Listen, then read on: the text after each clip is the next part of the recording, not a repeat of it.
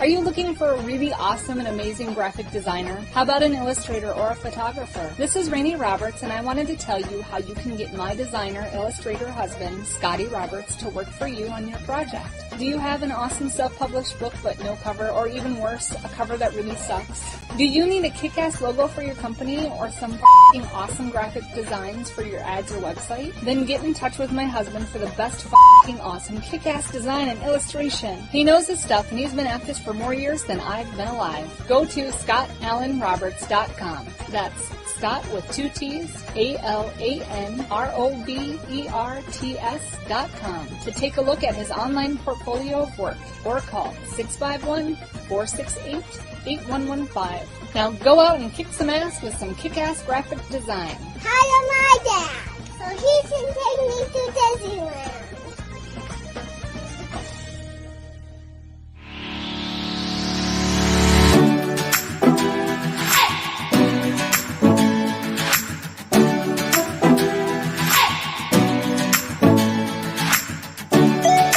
You're listening to the Intrepid radio program with Scotty Roberts. Intelligent Talk.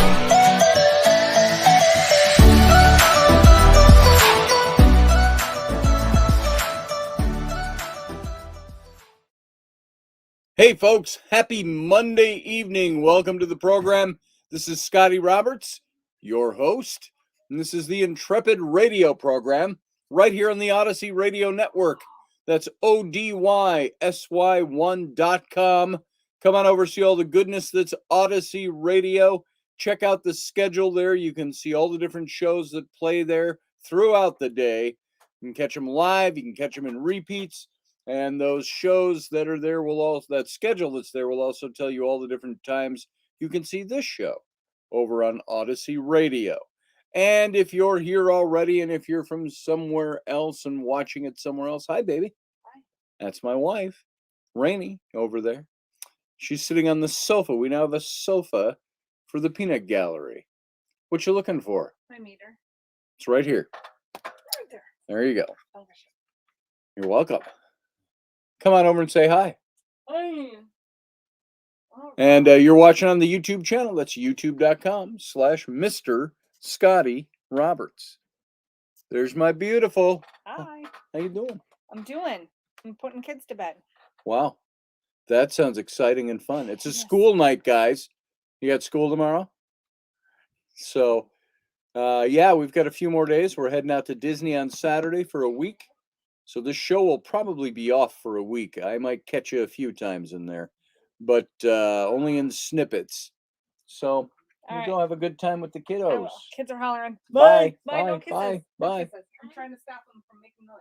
Oh, okay. No kisses, because she's trying to stop the kids from making noise. Didn't work for me. Oh, well. So, hey, Barbie D, good to see you over there in the chat room. And Dave Potter, good to see you. Brianna, there's your wifey. Hoo-hoo. Hey, Rainey. What? Everybody says hi. Hi. Brianna said, there's my wifey. You got to come visit again, Brianna. Come on over before the week is up. Come either Tuesday, Wednesday, or Thursday. Come on over. Dump your schoolwork and homework for a night. Get John, too. And so, Matthew Sainsbury, good to see you, brother. And who else we got in here tonight? We have Roger Rabbit. Good to see you, brother. Checking in from the seclusion of a spare bedroom in Southern Illinois on a little family trip. Oh, there you go. All right. What kind of family trip you taking? Just out and about, or whatever you're doing? Master Finn has entered the room. Welcome, Matt Finn. Good to see you, brother. And who else we got in here? Field Guy. I don't mean to make you last. You're just the last one I noticed up there. And so welcome to the show. And those of you who are gathering in the wings, come on in. And if you've never come into the chat room, come on in. Share your thoughts. I already pasted it, but here's the link if anybody feels like they want to call into the show and talk about the topic that's on tonight. And so I was up for the last 3 days, you can see my studio is still not put together. It's just all thrown together. Stuff keeps accumulating back there. Well, I was going to do that, and then I had to go up and work for my friend Andy at his place up in Pequot Lakes, which is about 3 hours north of here. And so I was there Friday, Saturday, and Sunday, and I got home last night. And so it's good to be back in here. Hopefully I'll get this set up just in time to take a vacation. So I will see what we can do for having shows running during the time that I'm off. I don't think much is going to happen, though, unless I pre-record a bunch of shows, which is possible. We'll see what happens. And so thank you for being here. Roger says we made a 7-hour drive to surprise Carly's grandfather for his 99th birthday. And he's still spry. I can only wish to be moving around like him if I ever make it to 99. I just saw on the news today some World War II vet who just turned 112, an American citizen, Vietnam, a World War II vet turned 112. That's about as old as you get these days. So that was pretty cool. So how's your day? How's your week starting out, folks? Ours is starting off okay. We got a bunch of stuff going on. Just learned today that my friend Andy, who I was up working with, his cousin was up working on his house. I've met him before. We all hung out. We had some pizza and stuff together over this last weekend. And Andy had to drive his Harley, ride his Harley, I guess is the proper term, down to the cities here this morning, and his cousin was following it's supposed to be about an hour behind him, and he got killed in a motorcycle crash today. So that you hear about that stuff all the time, but then sometimes there are people that and we were just talking yesterday, and so he is no longer with us, and I think Andy's pretty bent up about that. So you can put out some good thoughts for Andy and his family. And so I hope your week is starting off in a good way.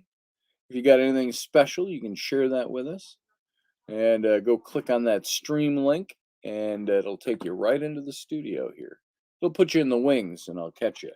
Before we get really rolling, though, I haven't read any excerpts from this in a while. This is a great book, and I was looking at something in this. And I want you to look at, hey, Morgan Snow, good to see you here. Sending all the healing, first day out of bed, fantastic. That's great, Morgan. I'm glad you're feeling a little better. Matt Finn says, oh man, I'm so sorry. My old neighbor was killed on his motorcycle several years ago. Terrible.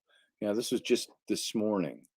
So after spending the weekend seeing him off and on, we ate several meals together, all of us, and so yeah, it's pretty sad.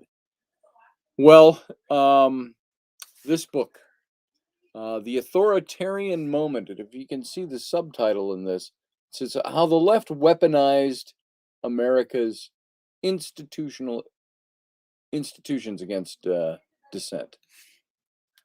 And I wanted to pick up on a little something here and kind of start us off with this. I don't see this as political. I see it as interpretations of current events that are going on. And I think this is really important for us to consider these things as a field guy, apparently. God hates motorcycles, or God lets us do whatever we want to do.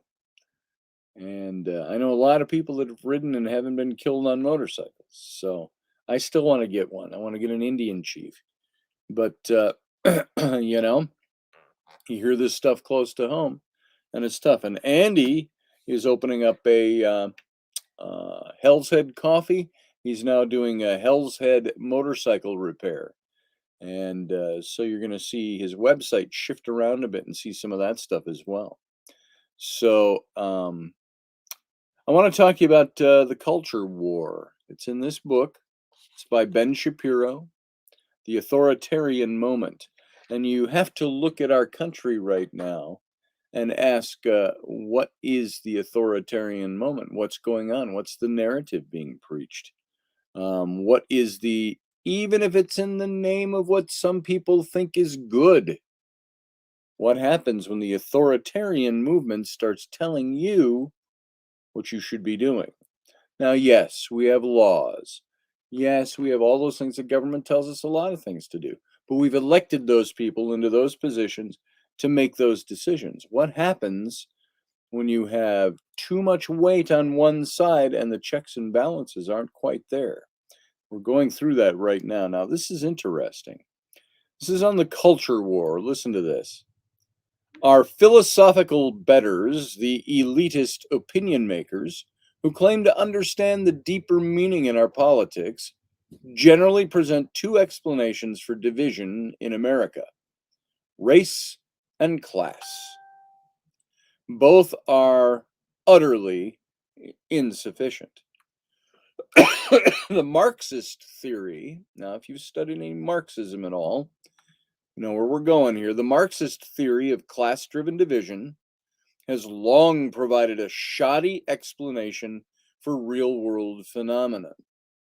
During World War I, Marxist theorists were firmly convinced that international warfare would certainly result in a revolution by working class, only to find that workers of the world were actually Brits, Frenchmen, Germans, and Russians.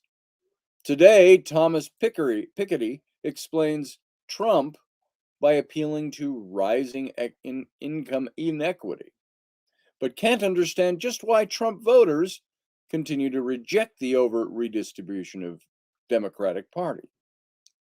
By Marxist theory, Trump voters should have become Bernie voters over time, but they didn't. Hang on, I got to check something on my my mics here. I want to make sure. Yeah. It's not. For some reason, I saw my soundboard, and I just thought of this. My soundboard has been quite tampered with. All my sound was down. Somebody messed with all the buttons while I was gone. And I just want to make sure I got lights on. Hold on one second, folks. I want to make sure we are all plugged in for sound here. Hang on. I just thought of that midstream. So let me get this and make sure we're going right. Pardon this pause while I see where this went. It goes there, and it goes there. And you'd think this would be really easy to keep track of, but it really isn't. So let's see, we got that, to that, to that, to not being plugged in. Hold on, folks, my mics are not plugged in. Give me a second. I don't know why I just thought of that midstream while I was sitting here for a half an hour prepping for tonight's show. I didn't even think that that would have been unplugged. So let me get us going here. Plugging it into the back of the computer. And it's a USB. Have you ever noticed when you plug in a USB, you always plug it in wrong first? Then it doesn't work the second way. Then you got to go back and do it again. So there we go. Let's see if we've got our default mic set up. There it is. Okay. Now, hopefully, you will hear much better sound coming through this microphone as opposed to the system microphone. Hopefully that changes for you and you can tell it. Plug it into the right slot, says Field Guy. And Brianna just laughs. All right. Hopefully that sound just improved for you, the audio. And here we go. Hey, Leslie Holker, good to see you. And thank you. I want to thank Leslie for the nice donation she put in yesterday or today, and I just saw it this morning. So thank you again. Let's see. Let's continue on with this. We were talking about the Marxist theory, the culture war that's going on in America right now. The racial theory of American politics is similarly non-explanatory. That theory supposed that Trump's outsized white support in 2016 was evidence of a white majoritarian backlash to an ascendant minority coalition. But that theory was firmly debunked in 2018 when white suburban voters handed a majority to Democrats in Congress. And in 2020, when Trump increased his vote share among minorities, but lost vote share among white voters, and white men particularly. If racial animus were the driving force behind Trumpism or republicanism or conservatism,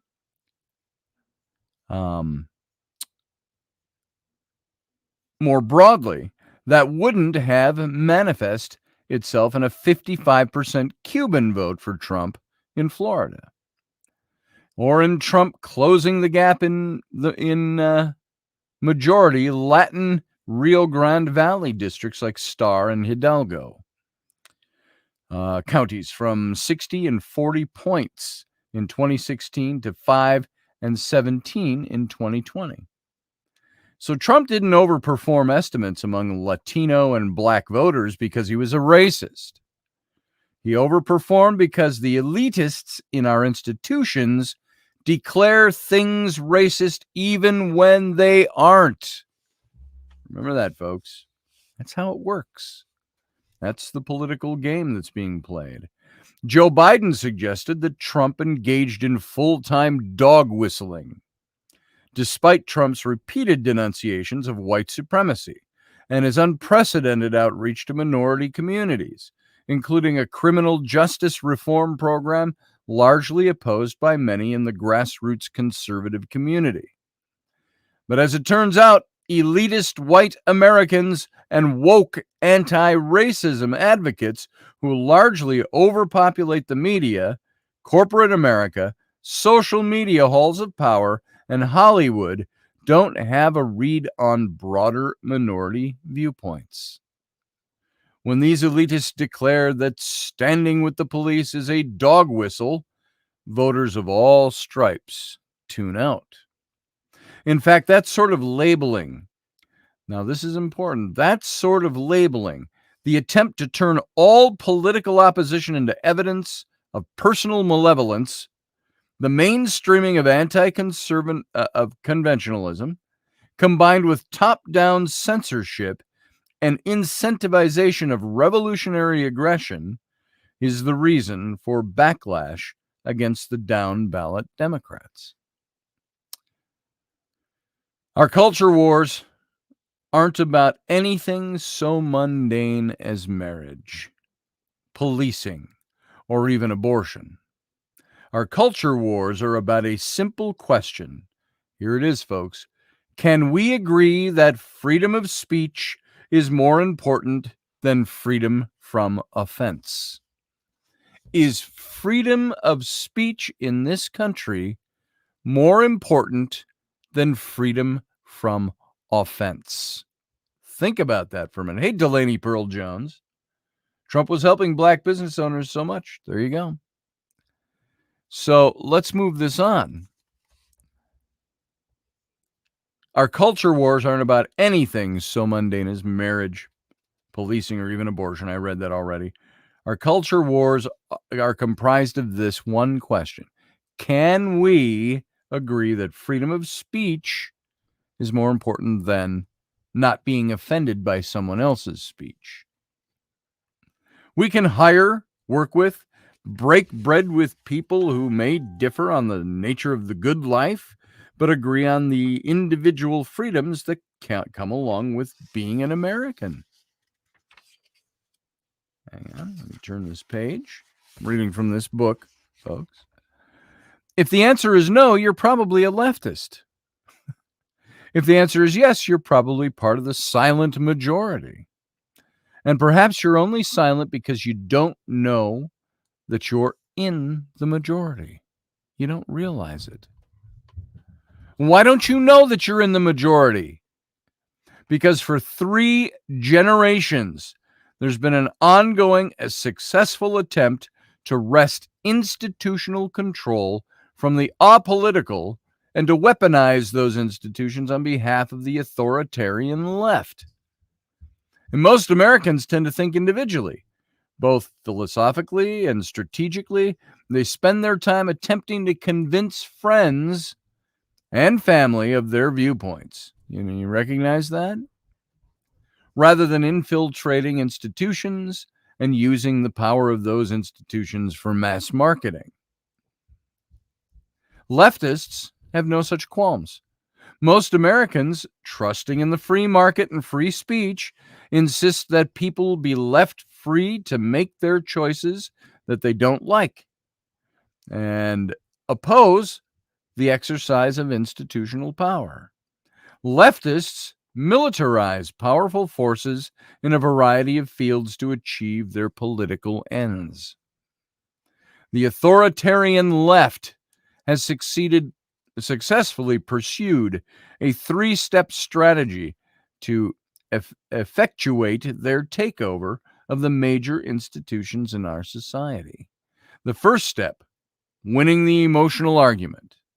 The second step, renormalizing the institutions. The third step, locking all the doors. And this happened by convincing Americans to shut up and to not speak out. And, excuse me, I'm going to read this section, and then we'll move on from this. So, convincing Americans to shut up. And again, folks, if you weren't here when we started, this is from Ben Shapiro's The Authoritarian Moment. And it's how the left weaponized America's institutions against dissent. So here we're starting to get at the core of it here. Convincing Americans to shut up. The left has spent decades gradually suppressing most Americans and encouraging conservatives to suppress themselves. The process began with an appeal to politeness. That appeal became a demand for silence. Then the demand for silence became an order to comply, reappear, and believe, or repeat and believe. This was a heavy lift, and it didn't happen overnight. The left begins with a simple recognition that both conservative and liberal philosophies have soft underbellies. For conservatives, the soft underbelly is a militant insistence on cordiality. Conservatives were, until Donald Trump, deeply concerned with personal values in their politicians, but they were insistent on them in daily life. One of these virtues was peacefulness, affability, treating thy neighbor as thyself. As philosopher Russell Kirk suggested, good name, conservatives believe in peace and stability, in human imperfectibility, and in community.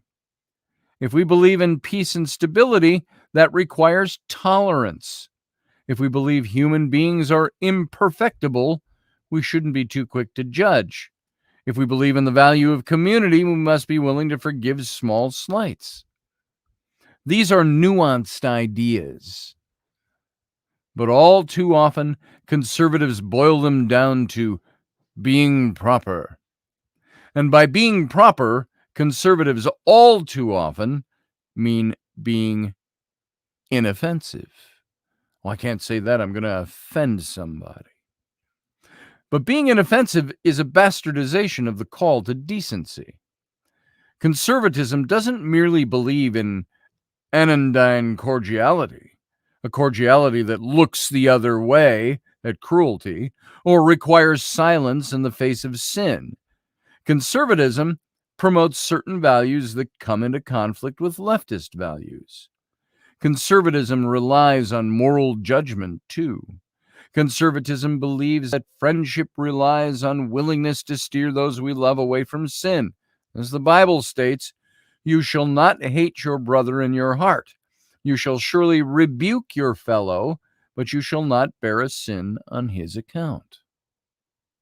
Nonetheless, leftism, identified in conservatives as a fundamental willingness to go and get along, to see cordiality as virtue itself. And it wasn't difficult for leftists to transmute some conservatives' desire to be cordial into a political principle. Anything considered offensive might be barred. Anything considered offensive might be barred. This principle we can call it cordiality principle, manifested in ways directly contrary to the conservative ability to speak freely. Conservatism believes in standards of right and wrong, of good and bad, standards, values. Distinguishing between good and bad requires the exercise of judgment. The left suggested that judgment was in itself wrong, uncivilized, and vulgar. Judgment was, of course, judgmental. And this was bad. To be judgmental was to offend someone and thus to violate the cordiality principle. Equality and inclusion and diversity and multiculturalism became the bywords of the day.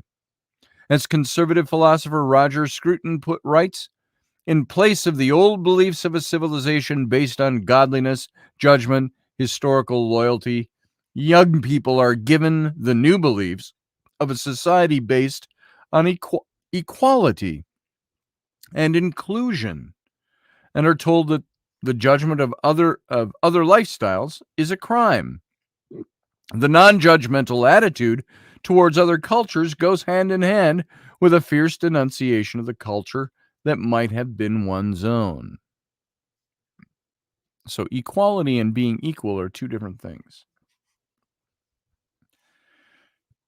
This cordiality principle gained serious traction in arenas ranging from arguments over religion to pornography to abortion to same-sex marriage. Many conservatives became uncomfortable standing up for their own principles in polite company or in moral terms. Better not be perceived as not very nice. The soft underbelly of liberalism and the cordiality principle was obvious. For liberals, compassion isn't merely a principle. It's an ersatz religion, where conservatives define virtue in accordance with religious precepts or natural law. Liberals define virtue as empathy. That's virtue, when you empathize with your neighbor. Liberals see themselves as compassionate at root. They see themselves through the lens of kindness. And it simply isn't nice to quarrel with others, no matter how demanding. Niceness lies at the core of everything.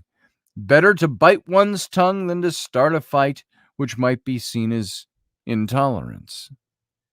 The cordiality principle was just the beginning. The second step came when leftists began to contend that judgmentalism wasn't merely a violation of the cordiality principle, it was an actual harm. The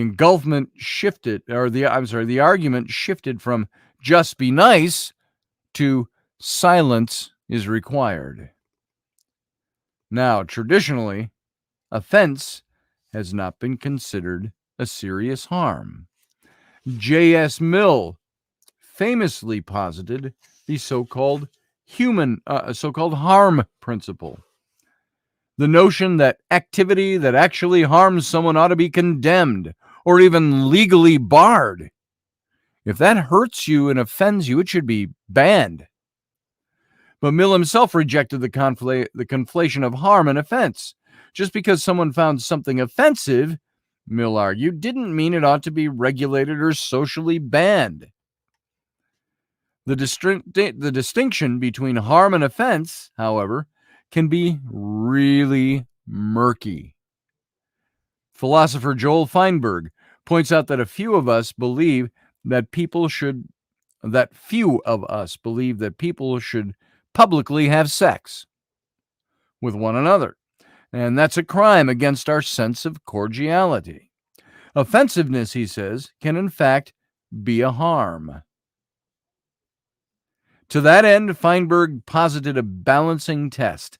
On one hand, society would balance the seriousness of an offense. On the other hand, society would balance reasonableness of the offending conduct.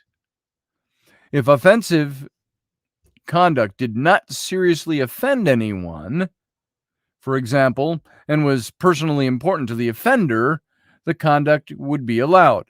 If, however, the offense is profound, the balance could shift, and shift precipitously.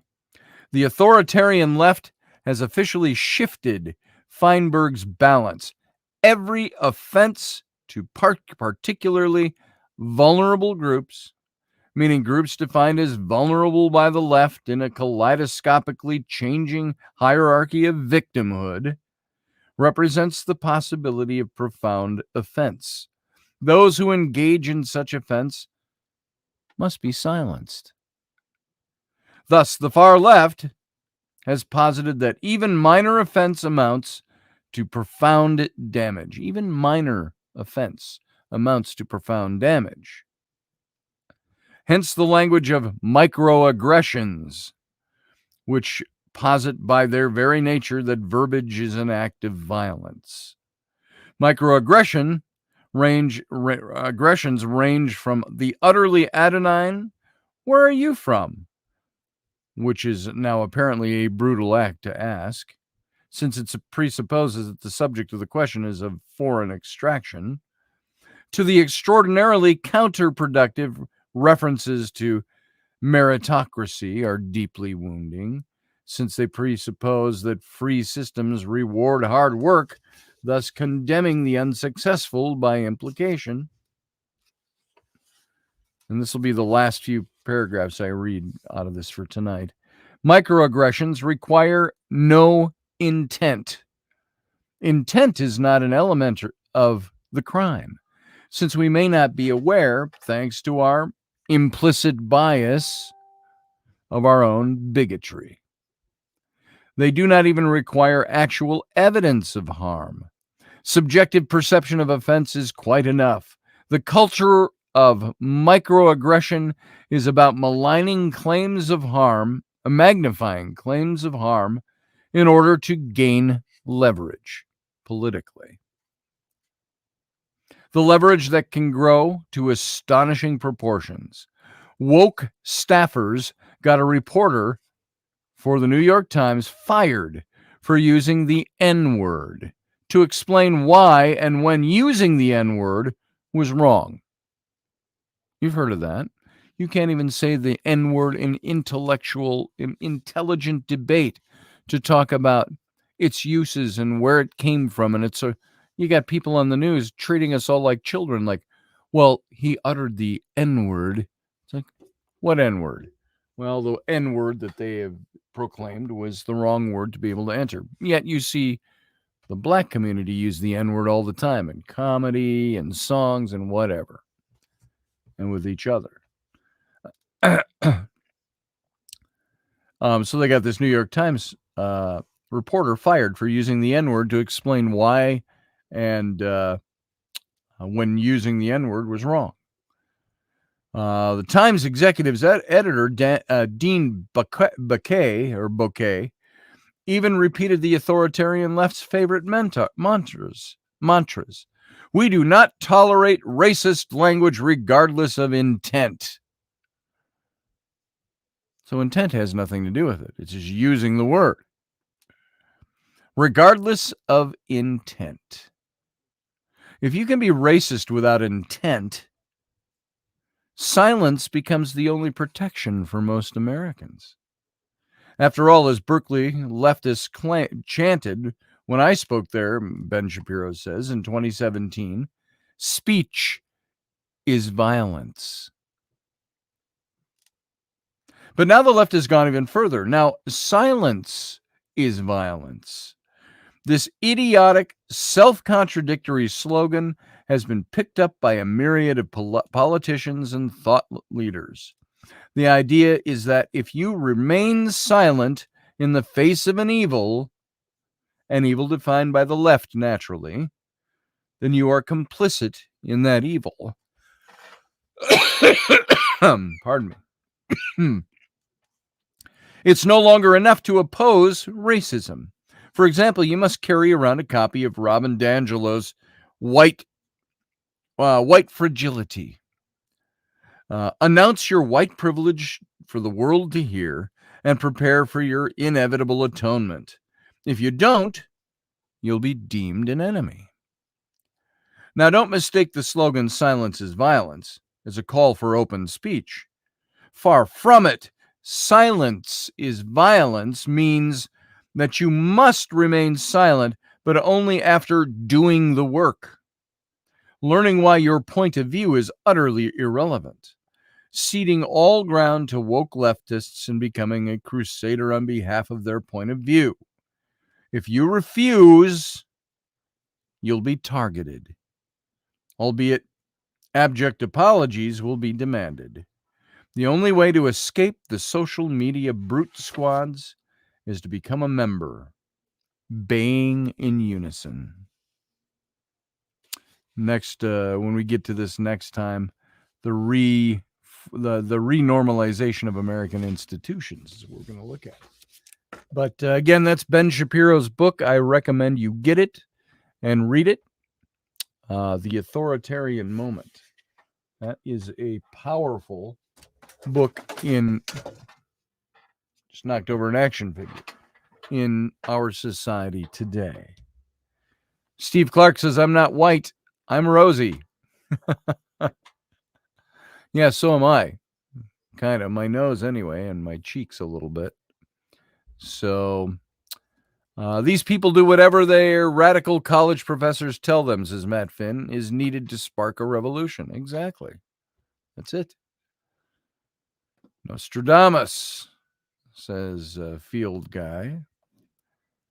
Leslie says, I love that book, Scotty. I think I got it the last time you recommended it. It's a fantastic book. Stop playing with toys, Scotty. You're live. Yeah. You know what I got here? Where'd he go? Where'd I tip him? Oh, he's way back here. Hold on. See if I can reach him without standing up. On account of my laziness. This is, I just lost a piece of his armor. Just went in the garbage, I think. I'll have to dig that out. But part of his gauntlet or an elbow thing.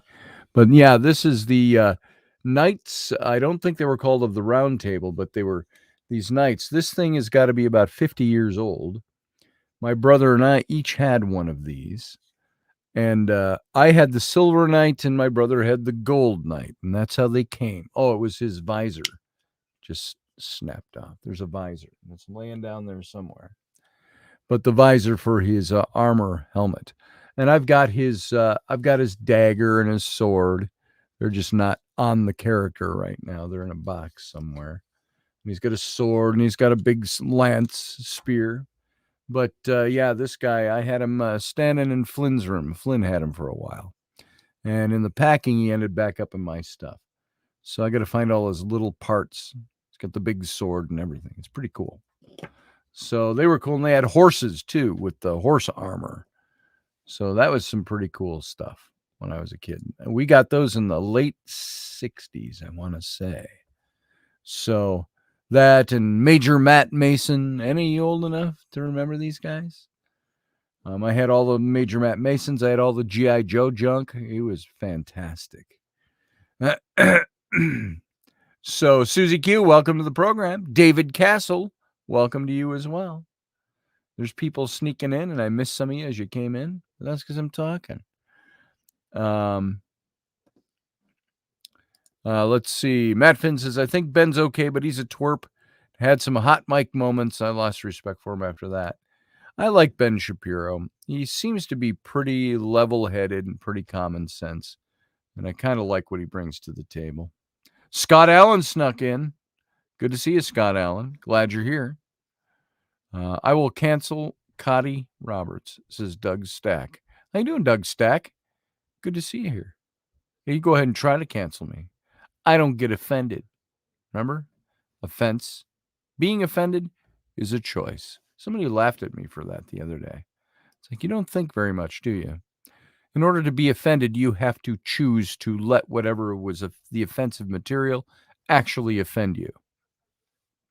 I don't do that. Steve Clark was going to try some blackberry moonshine tonight. Oops, maybe tomorrow night. Well, good luck with that. You were at a Judas Priest show tonight, and you're home already? What, are they so old that they got to turn in at 7:30? All the guys that you grew up rocking to. So, anyway, folks, that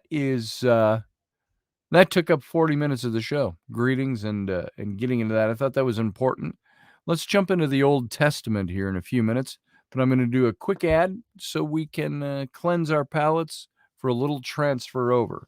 So you guys sit tight, and we'll be back in about 30 seconds or so. Ready? Here we go.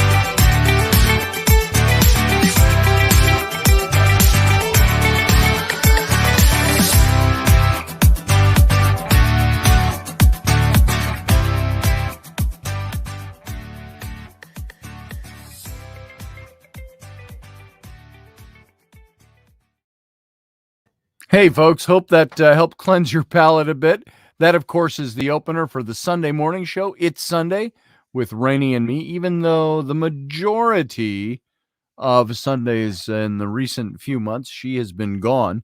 But we try to catch her when we can. She did sneak in at the beginning tonight to say hi, so it's always nice to see her. So join us on Sundays for that. Not this coming Sunday, though. We're going to be out of town. And so, as most of you already know, my daughters, Abby and Bryn, they bought, they surprised us all several months ago with a trip to Disney World. And that is taking place this coming Saturday through the next Saturday. So I may be absolutely gone and unavailable for the entire week next week. But I will try to maybe put up some videos. Stand there with Hogwarts in the background. That's going to be at Universal for a day. I'm looking forward to that. I like Harry Potter. We're also going to go to the Star Wars land, whatever that's called. And we're going to see other things. Yeah, my twin daughters, Dave Potter. My twin daughters, Abby and Bryn. It's John in the room. So we will be gone. It's going to be a lot of fun. Yeah, I think so. It's going to be a lot of walking. I'm feeling crippled these days. I got to tell you, I'm going to see my doc on Wednesday.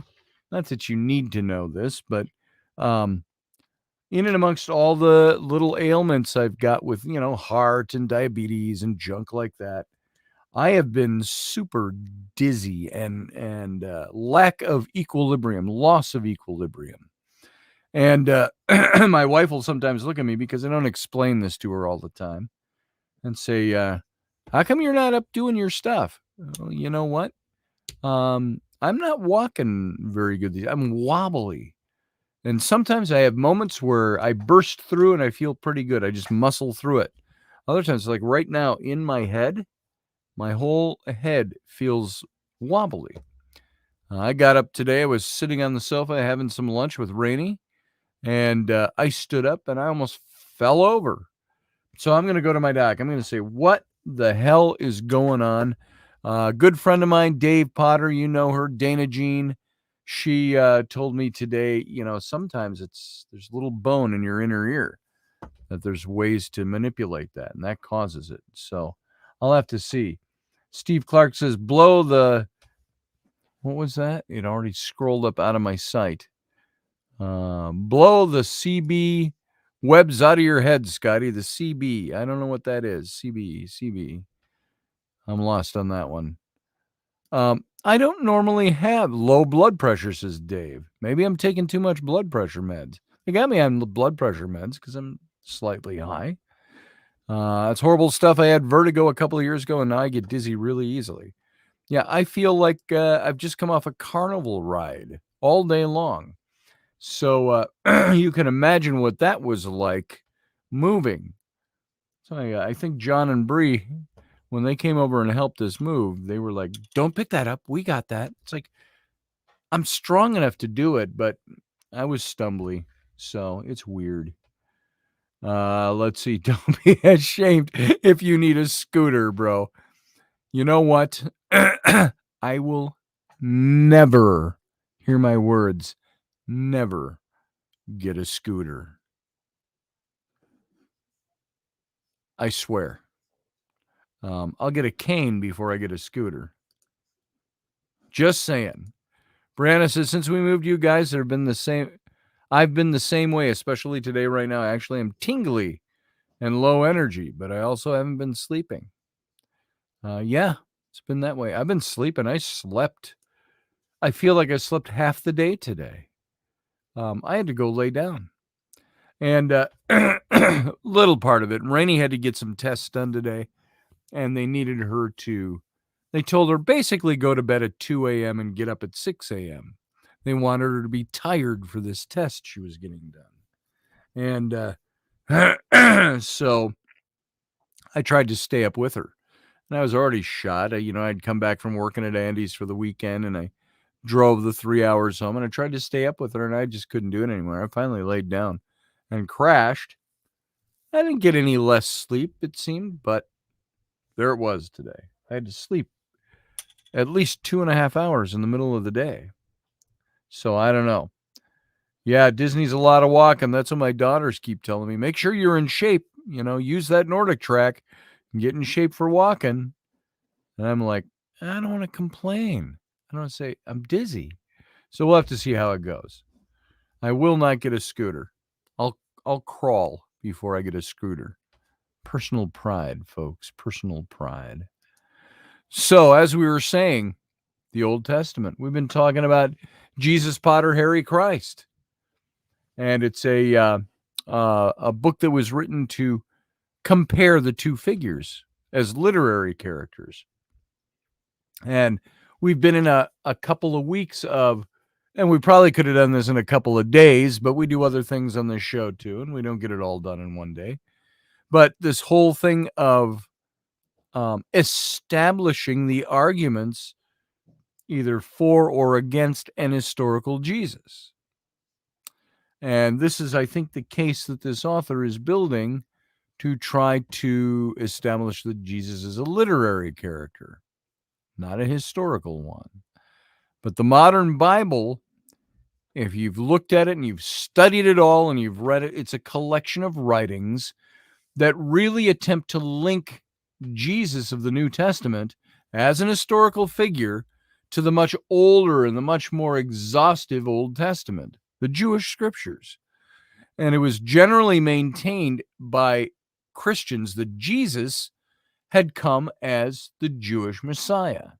And as such, the Old Testament writings were interpreted as references to Jesus and his coming kingdom. We learned about that in seminary. All this stuff was precursor to the Jewish Messiah. All the prophecies of the Old Testament, that Jesus fulfilled them all. And I even would sit in classes sometimes where they would, talk about the book of Job. Job being the oldest chronological book in the Old Testament. Older than Moses, the law of Moses, and Genesis and things like that. And that the teacher made reference to Job relied on the sufficiency of Christ. And I rose my hand and I said, "What? How are you using that here?" I said, "Because Christ wasn't there yet. It hadn't happened." And he said, "Well, this is, what we interpolate. It's the Old Testament was all leading up to Christ and to Jesus. And so because we believe Jesus was the Messiah, that's what we're doing." So Sean Stroik says, "Hi, Scotty Roberts and Intrepid. Sorry so late. Been distracted petting my kitty." Is that a euphemism, Mr. Stroik? So anyway, Steve Clark will help me up. He said, I'm catching some of these older comments. Let's see. What do we got? Brianna, what do you do that you have to get up at 5 a.m.? Asked Scott Allen. And she says she works at a daycare center. Yeah, I would go out. I'd be out on the front porch having coffee and a smoke in the morning, early hours, and it was always 5:50 p.m. Bree comes out across the street and starts the truck up. And some mornings she was in the mood, some mornings she wasn't. I would yell across, "Good morning, Bree!" across the street. And sometimes I get, "Good morning, Scotty." Sometimes I get, "Eh." And she's out of there. So yeah, every day, same thing. So it's important to note on this thing about Jesus in the Old Testament that the New Testament was most likely written by Jews, pretty much, or at least scribes who were very familiar with the traditional Jewish writings. Therefore, before we examine whether the New Testament is a reliable historical source, it's going to be really advantageous for us to examine the Old Testament to develop an understanding of just what kind of writing it is. And specifically, is the Old Testament historically reliable and accurate? That's a big question we have. And we also have to understand that the concept of an Old Testament, the Old Testament, that's a completely Christian idea. The Jews don't refer to their Bible as, this is the Old Testament, because they don't have a new one. So although the bulk of the Old Testament is the Jewish Pentateuch, the 5 books of Moses, the Tanakh, as well as collections of Jewish writings, the organization of them into one linear text starting with the beginning of history, creation, and ending in the fulfillment of Jesus Christ in the New Testament is really a reflection of Christian ideology. And to Jews who continue to maintain the supremacy of their scriptures, the prefix old is very insulting to them. And it reflects the Christian paradigm that Christ fulfills everything about the Old Testament. He fulfills and supersedes the law of Moses, the capital L. It's mostly the Christian understanding of the New Testament as literal history, that miracles included, which has likewise spread the view that the Old Testament is also to be read literally, a practice which conflicts with historical records. Now, I'm going to disagree with this author on some of his points of history, because I think that there are points that have been proven. I wrote a whole book on Moses about it. That flies in the face of some scholarship that says it's not a reliable book, the Old Testament. But it reminds me of that musical I've told you about, a Christian musical. There was a Pharisee who did not believe in Jesus, and it was at the time of Jesus, this musical. It was done for our church. And in the song, he says, there must be nothing greater than the temple, nothing firmer than the law. That's the way the Jew will think. There's nothing firmer than these things. So in the Old Testament, within the social and geographical context in which it was developed, we're going to see, and we're going to cover it on this show, how the main stories of the Old Testament, David and Goliath, Moses, the 10 Commandments, Joseph, and the coat of many colors, the Ark of the Covenant, the Garden of Eden, Noah's Ark. All of these things are all refurbished pagan stories. They're assimilated and transformed to give the Jews their own national heroes. And so this demonstrates that Jewish scribes, rather than writing in a vacuum, they were already relying on this rich and very ancient literary tradition. The best examples of this is from the Gilgamesh of the Epic of Gilgamesh. Gilgamesh was the greatest literary accomplishment of ancient Mesopotamia and was widely translated throughout the ancient Middle East. And there are many parallels between the Epic of Gilgamesh, which is pagan mythology, and the Old Testament.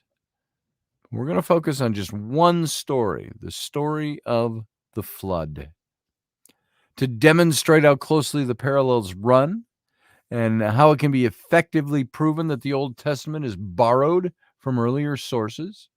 The similarities between the story of Noah and the ark, should be apparent to anyone familiar with the biblical account of the flood. And we even see it in, toys that are made for kids. Brianna says, Scotty, it's thundering pretty decent out right now. Scared the crap out of me. Yeah, we can hear it over here. I'm hearing it while I'm talking, that there's thunderstorms moving in. So you must be getting what we've had for the last several hours, says Leslie. Yeah, Leslie's out west of it. It's kind of where our storms come from, our weather comes from. So the Babylonian Noah was named, now this is a hard one. We've done this guy before, Utnapishtim, who with his wife became immortal after surviving the Great Flood. And Gilgamesh, in his quest for immortality, seeks him out and gets to hear the story firsthand. And the gods have decided to destroy mankind, but one god, Ea, remember that name? Ea was friendly and determined to save Utnapishtim. And he told him to disregard his possessions, construct an ark according to exact specifications, and take the seed of all living plants and creatures, as well as his wife, adequate supplies and crew. And Cyrus Gordon, an American scholar of Near Eastern cultures, notes that the Babylonian account is more detailed and realistic than the biblical version, which is kind of an overview, because the Mesopotamians were more advanced than the Hebrews in material civilization in general, and specifically in the arts of naval construction and operation. So you already see the similarities between the Gilgamesh epic and the story of the flood and Noah's flood, written by Noah, or by Moses. I think Moses borrowed an awful lot of material from the Mesopotamians. So it says, the rains came and the ark was carried on the waters. Finally, it came to rest on a mountain. The survivors sent out a dove, and then a swallow, and then a raven to determine whether the earth was dry. Utnapishtim got out of the ark and sacrificed to the gods, who hovered over the sweet-smelling sacrifice like flies. So, exploring the similar, and all that, by the way, that's the Epic of Gilgamesh. That's not the biblical flood from Genesis. So, exploring the similarities between these two literary traditions, Gordon makes a clear argument regarding their relationship. He says this. He says, here, we need to say a special word about the relationship between the flood accounts, as preserved in the Bible, and in the Gilgamesh epic. It's obvious that the two versions are strikingly similar and must be related in some way. The consensus of scholars is that the Babylonian version influenced the Israelite version. And the reasons for this are manifold. First, all things being equal, a greater society is more likely to influence a lesser society than vice versa. Babylonia was the dominant culture of the Asiatic Near East, and Israel, representing a backwater of sorts. And so, secondly, the manner of destruction, in other words, the flood, is typical Mesopotamia, where the great Tigris and the Euphrates rivers regularly flooded their banks and caused havoc and destruction. Israel, by contrast, is very arid, and it's unlikely that anyone in that part of the Near East would conceive of a divine destruction of the people through flooding. Third, the geography of the biblical accounts points to a Mesopotamian origin. Noah's Ark lands on the mountains of Ararat, Urartu in the language of the day. That's where Noah's Ark lands, at the headwaters of the Tigris and the Euphrates. Now, if the story had originated in Canaan, where Israel is now, we would expect Mount Hermon, for example, as the locale of the ark's resting place. So the ark, if you ever noticed that, when you think about the story, when you read it, it lands in the mountains that are right by the Euphrates and the Tigris rivers in the Middle East, in a part of Turkey. So the fourth thing that we've seen is that the Gilgamesh epic was the literary masterpiece of antiquity. And one fragment even has been found in the land of Israel at Megiddo. And fifth, the earliest Hebrews came from Mesopotamia. And it's unlikely that Abraham and his entourage would have been unfamiliar with the story. Remember when I showed you the map when we were talking about Eden, and how Eden, all the rivers mentioned in the Bible that surrounded the garden, the region of Eden, from the Genesis story, all those rivers still exist today. And you can see the borders of the Eden region. It was all up in above the Tigris and Euphrates, and all in that region. And you can still find that today. Holy crap, that thunder was super loud, says Brianna. It shook our sliding glass door, and I felt it on my chest. Oh, man. Yeah, we haven't had the heavy-duty thunder here. Brianna, don't stand too close to the window, says Leslie. You can get hit by lightning through the window. So stand back. So we're already after 10 o'clock, and I want to get a little more of this in, so bear with me for a couple minutes. So I want to say, when we start talking about all this in these comparative literatures of the past, it's really interesting is the fact that the flood stories appear also in other cultural myths. They've been used to support the reliability of the Bible. However, in this instance, the parallels are so precisely mirrored: the releasing of the birds, the sweet-smelling sacrifice that pacified the god, that this can't be an instance of universal tradition, but rather a direct influence. And the story of Gilgamesh was written up to 1,500 years earlier than Moses would have penned the book of Genesis, where we find the Noah and the Ark story. And although the Bible seems to give a clear picture of the history of mankind from the beginning of creation until the establishment of the kingdom of Christ, the truth is that there were already extremely advanced and developed civilizations before the Old Testament was written. And the Old Testament authors were undoubtedly influenced by these civilizations. For example, before Yahweh, which is where we get our word Jehovah. And by the way, when we mentioned, I mentioned, do you remember Ea? Said the god Ea came down and helped, called on Utshipishnup, can't remember his name, how to say it, to build the ark in the Sumerian story. Ea is the same god as Enki. Enki Ea. Ea is the same base word as people and religion moved into the Canaanite region. Ea became Yahweh or Jehovah. That's the same name. So there's countless business documents from the time, the third dynasty of Ur. The king Ur-Nammu of the third dynasty developed the first code of laws known anywhere. This was in Sumer and Mesopotamia. And there's also countless business documents of this period dated by month and even to the day. So soon thereafter, the king of the Babylonian first dynasty, Hammurapi, not Rabi, Rapi, 1704 to 1662 BCE, he made an even more advanced code of law. There were 3 classes of society: rich, middle, and slaves.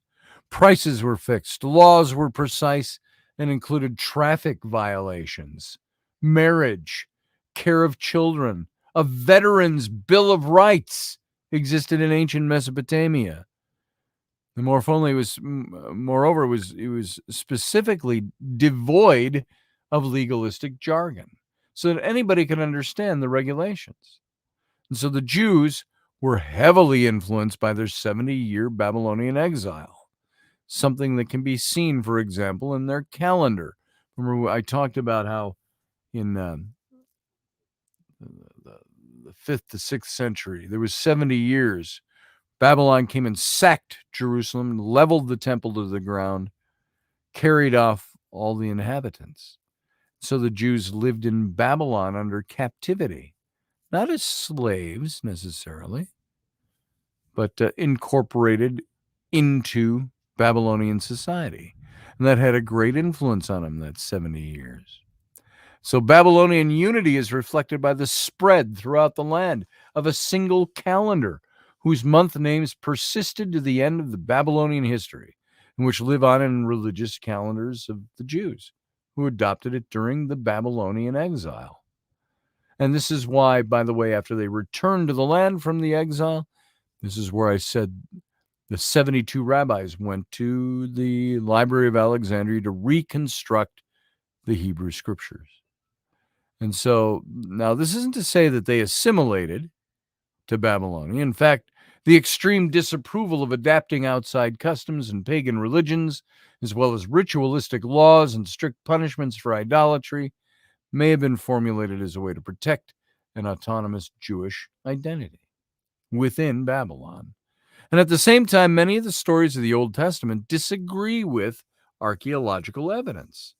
In the story of the Exodus, for example, Moses led his people out of Egypt and across the river into Canaan, where they destroyed the Canaanite cities and decimated the local population. Now, I happen to disagree with this because I think it has been very established that they did have part in the early destruction of Canaanite cities. Karen Armstrong, who's the author of The Bible, a biography, points this out. Israeli archaeologists who've been excavating the region since 1967 have found no evidence to corroborate this story. There's no sign of foreign invasion or mass destruction, and nothing to indicate a large-scale change of population. The scholarly consensus is that the story of the Exodus is not historical, and that is a bunch of bull cookies. I've studied this. We covered this in great detail, talking about if you remember, we plotted through all that material about the destruction and the dating of the early cities in Canaan that were taken down by the invading Hebrews or Israelites. And so the Old Testament is a collection and compilation of Jewish writings which reflect the Jewish belief in a national divinity and his covenant with them as a people. However, rather than an account of historical events, the Old Testament is an Israel-centered pastique, which reflects the culture, the ethnographic heritage of the Jews. And I think that is a scholarly point of view only up to a point. I think there's more to it than that. And for which various writers in the Old Testament freely used and adapted existing literatures from different traditions. And it was then organized, translated, and copied by Christian scholars who interpreted it as a foreshadowing of the coming of Christ. And although many of the accounts in the Old Testament might be historical, in other words, the names of specific places and rulers and so on, the writers in general adopted mythology, fable, and folklore, and tied it into current Jewish happenings. So as a commentary on contemporary events. So in identifying this process in the Old Testament, we've already have a working model of how the New Testament Gospels may have been written. And I will tell you this, is that I tend to believe educated belief that the Old Testament is a series of historical documents. There may have been incorporation of mythological events, mythological stories. But for the most part, the history is accurate. The history is spot on. And we can go into example after example after example.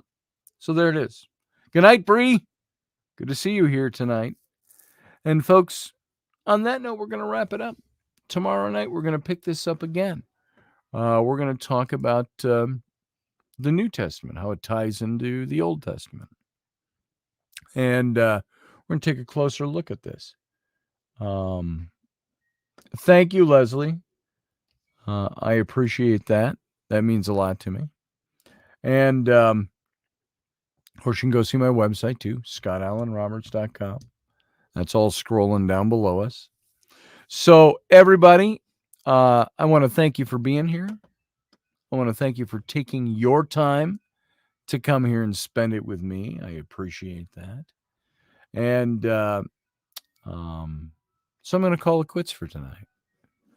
And so come on back tomorrow night, same time, same channel, and we'll get this all going again. So, live long and prosper.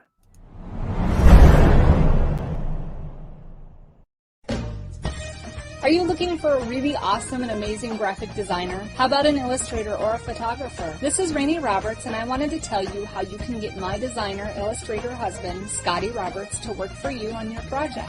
Do you have an awesome self-published book but no cover, or even worse, a cover that really sucks? Do you need a kick-ass logo for your company or some f***ing awesome graphic designs for your ads or website? Then get in touch with my husband for the best f***ing awesome kick-ass design and illustration. He knows his stuff, and he's been at this for more years than I've been alive. Go to scottallenroberts.com. That's Scott with 2 T's, ALANROBERTS.com to take a look at his online portfolio of work, or call 651-468-8115. Now go out and kick some ass with some kick-ass graphic design. Hire my dad so he can take me to Disneyland.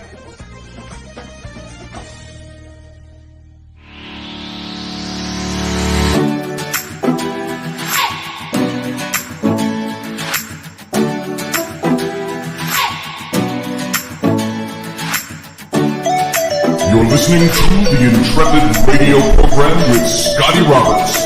Intelligent Talk.